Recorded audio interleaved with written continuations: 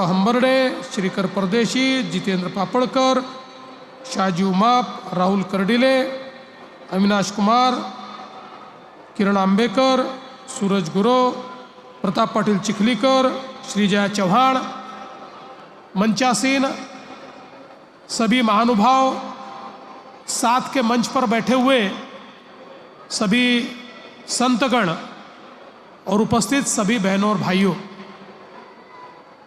आज हम सभी लोग इस संगत में गुरुबाणी गुरु ग्रंथ साहिब जी के सामने शीश नमन करते हुए हमारे 9वें गुरु हिंद की चादर गुरु तेग बहादुर जी के पराक्रम को, उनकी वीरता को, उनके शौर्य को और उनके बलिदान को नमन करने के लिए यहाँ पर एकत्रित आए हैं। हम सभी लोग जानते हैं हमारे गुरुओं ने जो बलिदान दिया, इस देश की संस्कृति, इस देश की सभ्यता, यहाँ का विचार, यहाँ का धर्म, ये सभी बचाने के लिए ये बलिदान हुआ है। और केवल सिखों के लिए नहीं, तो तमाम भारतवासियों के लिए ये बलिदान हमारे गुरुओं ने दिया। और जैसे बाबा जी बता रहे थे कि शायद ये बलिदान नहीं होता तो हम सब लोग आज इस मंच पर नहीं होते। इतना बड़ा बलिदान हमारे गुरुओं ने दिया है। और विशेष रूप से जिस समय हम जानते हैं कि औरंगजेब ने बहुत जालिम अत्याचार शुरू किए और विशेष रूप से कश्मीर में बैठे हुए पंडितों को जबरन धर्मांतरण के लिए मजबूर किया गया, तो उनके सामने बचने के लिए अपने धर्म को, अपने विचार को, अपनी संस्कृति को, अपने संस्कारों को बचाने के लिए किसके पास जाए, तो केवल एक नाम उनके सामने आया और वो नाम था 9वें गुरु तेग बहादुर सिंह जी का। वो जानते थे कि यही गुरुदेव है जो हमें बचा सकते हैं। और वे गुरुजी तक पहुँचे और गुरुजी ने भी ये जिम्मेदारी ली कि हम आपको बचाएंगे। और उस जिम्मेदारी का निर्वाह करते हुए जिस समय औरंगजेब ने गुरुजी को कैद किया और उनको ये कहा कि या तो आप धर्म बदल लीजिए या फिर आप मरने के लिए तैयार हो जाइए,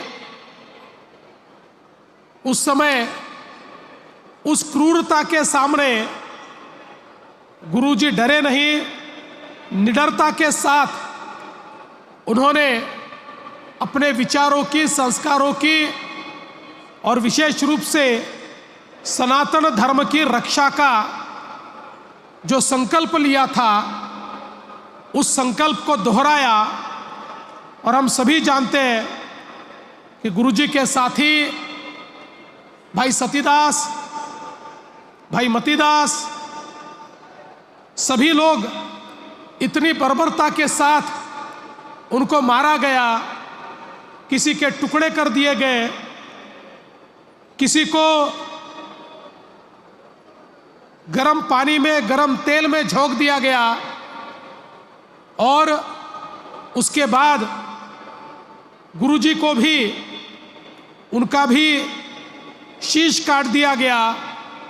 और मानो एक संदेशा देने का प्रयास हुआ कि जो हमारी बात नहीं सुनेगा उसका यही हश्र होगा। लेकिन औरंगजेब ये जानता नहीं था कि गुरुजी की कुर्बानी से पूरे देश के अंदर इस प्रकार की प्रतिबद्धता निर्माण होगी कि उसके इरादे कभी पूरे नहीं होंगे, और वो इरादे कभी पूरे नहीं हुए। और उस समय जब औरंगजेब ने ऐलान किया था कि गुरुजी को कोई भी अंतिम संस्कार नहीं देगा, उनके शीश को, उनके शरीर को कोई अंतिम संस्कार नहीं मिलेगा, दिल्ली के चांदनी चौक में बर्बरता के साथ गुरुदेव का देह पड़ा था। ऐसे समय लकीशा बंजारा जी ने अपने प्रयासों से उनके शरीर को अंतिम संस्कारों तक पहुंचाया, और उसके बाद उन्हीं के सुपुत्र गुरु गोविंद सिंह जी ये 10वें पातशाह बने। और 10वीं पातशाही गुरु गोविंद सिंह जी ने तो इस प्रकार का बलिदान दिया। हम सभी लोग जानते हैं कि उनके 2 बेटों को पहले मारा गया, उसके बाद 2 बेटों को दीवालों में चुनवा दिया गया, और दीवालों में चुनवाने के बावजूद न बेटों ने हार मानी, न गुरुजी ने हार मानी। वे लगातार धर्म की रक्षा के लिए, अपने देश की रक्षा के लिए लड़ते रहे। इसलिए ये जो हमारा इतिहास है, ये बहुत वीरता का इतिहास है, शौर्य का इतिहास है। और ये इतिहास केवल सिख पंथ तक, सिखों तक सीमित नहीं होना चाहिए। तो भारत के जन जन को ये पता होना चाहिए कि हमारे गुरुओं ने केवल सिखों के लिए बलिदान नहीं किया, समूची मानवता के लिए ये बलिदान किया है। इसीलिए इस कार्यक्रम का आयोजन हमने किया। और विशेष रूप से ये कार्यक्रम इसलिए भी अलग है कि पूरी नानक नाम लेवा संगत एक साथ इस कार्यक्रम में लाने का प्रयास हमने किया। हम सभी लोग जानते हैं, हमारे देश में जब समाज बिखरा हुआ था, ऊंच नीच जातियां, ऐसे कई बंधन हमारे समाज को तोड़ते थे, जिसके कारण हम गुलामी में जाते थे। ऐसे समय गुरु नानक देव जी ने एक निरंकार का मंत्र हमको दिया, सभी को एक साथ जोड़ने वाला।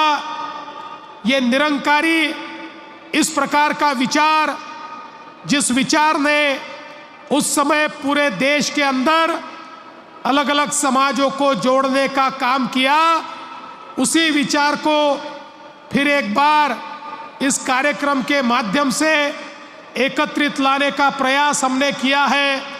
चाहे वो सिख हो, सिखलिकर हो, हमारे लुभाड़ा हो, हमारे बंजारा हो, हमारा मोहयाल समाज हो, हमारा सिंधी समाज हो, सारे जितने नानक नाम लेवा समाज है, जिन जिन तक गुरु नानक देव जी का संदेशा पहुंचा और जिन्होंने गुरु नानक देव जी के विचारों को अपनाया, पूरे देश के हर प्रांत में, पूरे देश के कोने कोने में फैला हुआ ये समाज, हमारा वाल्मीकि समाज हो या अलग अलग सारे समाज, इन 9 समाजों को एकत्रित करने का काम इस कार्यक्रम के माध्यम से हमने यहाँ पर किया।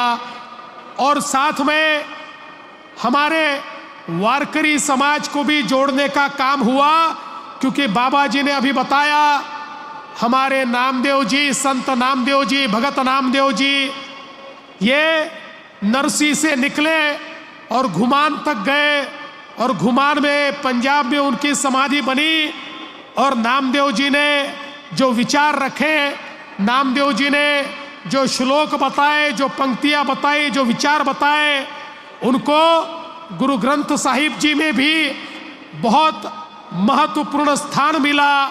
और वो भी उनके विचार भी गुरुवाणी में परिवर्तित हुए।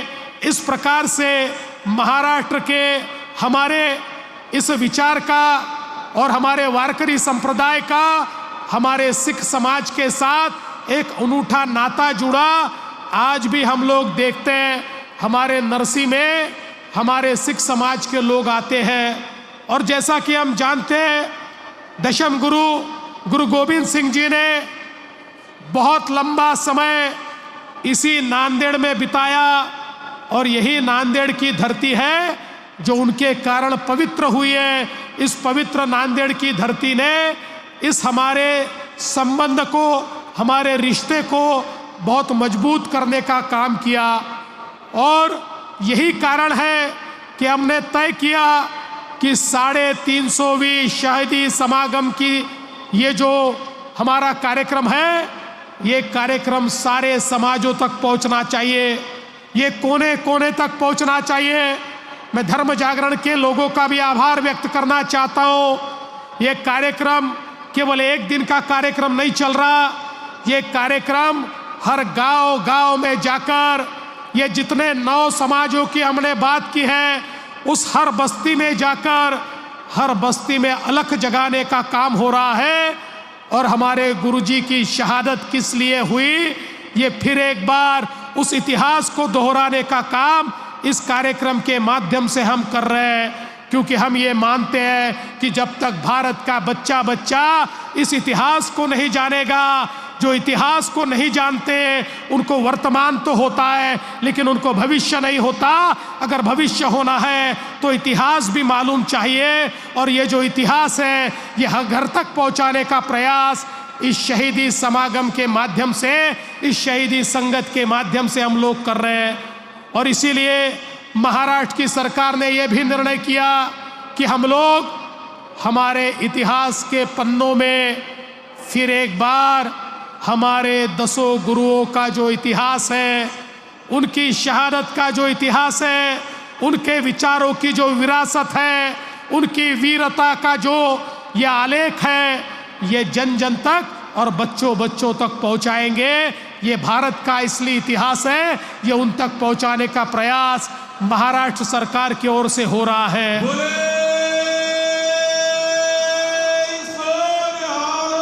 सत श्री अकाल। और मैं ये ऐलान करना चाहता हूँ, ये 3 कार्यक्रम तो हम लोग कर रहे हैं। नागपुर का हुआ, यहाँ पर नांदेड़ साहिब में हुआ, नवी मुंबई के कार्यक्रम में तो हमारा प्रयास है कि स्वयं प्रधानमंत्री जी वहाँ पर पधारे। लेकिन केवल 3 कार्यक्रम करके हम रुकेंगे नहीं, तो नानक नाम लेवा संगत के माध्यम से हर घर तक हम पहुँचेंगे और हर घर तक ये शहादत भी पहुँचेगी, ये विचार भी पहुँचेगा, ये गुरुवाणी भी पहुँचेगी, ये अमृत वचन भी पहुँचेगा। इस प्रकार का प्रयास महाराष्ट्र की सरकार की ओर से हम लगातार करते रहेंगे। बोले सोनिहाल। सत श्री अकाल। मैं आज हमारे सभी आयोजकों का बहुत बहुत आभार व्यक्त करना चाहता हूँ। हमारे बाबा जी, इन्होंने हमें बहुत अच्छे तरीके से मार्गदर्शन दिया। हमारे तख्त श्री हुजूर साहिब के जत्थेदार जिन्होंने इस कार्यक्रम की अगुवाई की, हमारे सारे संत जो यहाँ पर मौजूद हैं, जिन्होंने हमें आशीर्वाद दिया, इस कार्यक्रम को आशीर्वाद दिया, यहाँ पर पधारे हुए सारे हमारे ग्रंथी, उनको भी मैं बहुत बहुत धन्यवाद देना चाहता हूँ, जिन्होंने हमारे सामने बहुत सुंदर शब्द किया, कीर्तन किया। ऐसे सभी का मैं आभार व्यक्त करना चाहता हूँ। हमारा जिला प्रशासन जिन्होंने इसके लिए बहुत मेहनत की, हमारे रामेश्वर नाइक और यहाँ पर काम करने वाली पूरी टीम, इनका भी मैं बहुत आभार व्यक्त करना चाहता हूँ। और अंत में मैं गुरुजी का आभार व्यक्त करना चाहता हूँ। ये गुरुजी की मेहर है कि हम सब लोग यहाँ पर एकत्रित हैं। इसी तरह से उनकी मेहर, उनका आशीर्वाद हम सभी को प्राप्त होता रहे। इतना ही उनके चरणों में शीश नमन करते हुए कहता हूँ और अपने वाणी को विराम देता हूँ। जय हिंद, जय महाराष्ट्र, बोले सो निहाल, सत श्री अकाल। वाहे गुरु जी का खालसा, वाहे गुरु जी की फतेह।